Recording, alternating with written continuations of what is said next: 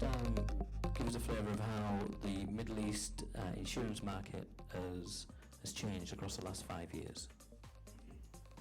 So I think first and foremost, we're an insurer. We're an insurance company. We do various types of insurance. We also offer life and savings plans. So I think that's important. We've been here in Bahrain since 1986 and in the UAE licensed since 1989. So we think being on the ground is important. We think that providing local service and being a domestic, we're becoming an increasingly more domesticated company. So we want to be the insurer that if you live in the UAE, Zurich will offer you solutions that are fit for purpose whilst you live in the UAE. If you need an international solution, there are other players who can offer those that are better than potentially that Zurich could offer.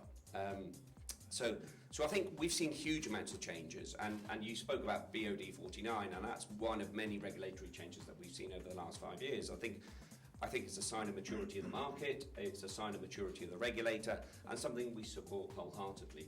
The real winners of the regulatory change will be the consumers and the customers, and that is a really positive step forward for this market. It's a sign of maturity, and I think that works. There will be different distribution channels that will enter into the market, and there'll be different opportunities. From a Zurich perspective, we're well diversified, so we offer everything from corporate solutions. So some of the biggest companies in this region have their savings contracts with us or their group life contracts with us.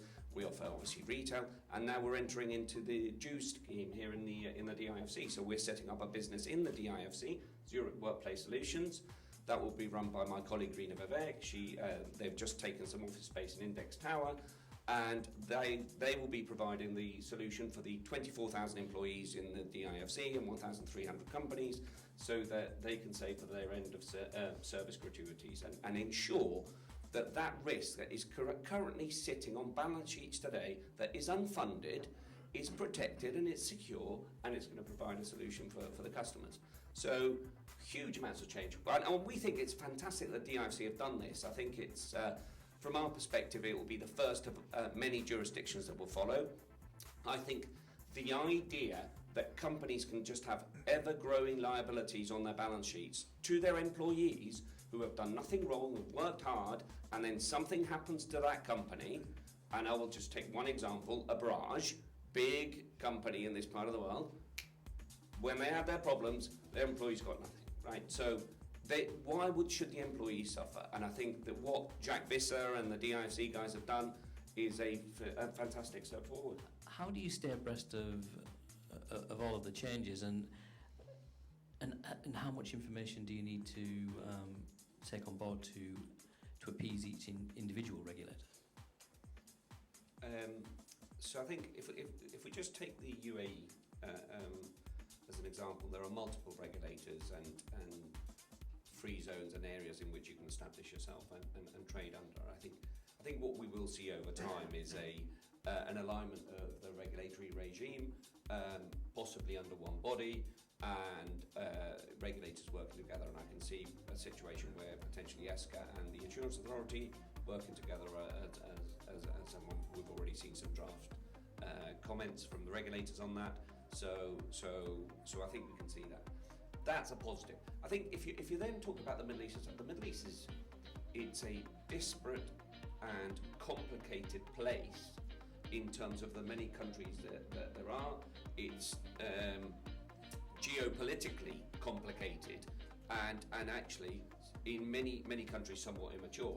I think as a business our take would be that we would go into each country and we have to be 100% compliant in that country to operate only in that country and do stuff in that's our take.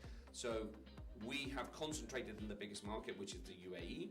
We do have branches in Bahrain and Qatar, but expansion is difficult and complicated for us because entering new markets in this, where you've got regulatory regimes are perhaps not as robust as a global insurer like ourselves would expect, that makes it challenging. And I think, and then the cost of entry becomes ever higher because you need to adapt your products, services and systems to make sure that they comply to that local country. It's the problem that insurers have in the EU, right?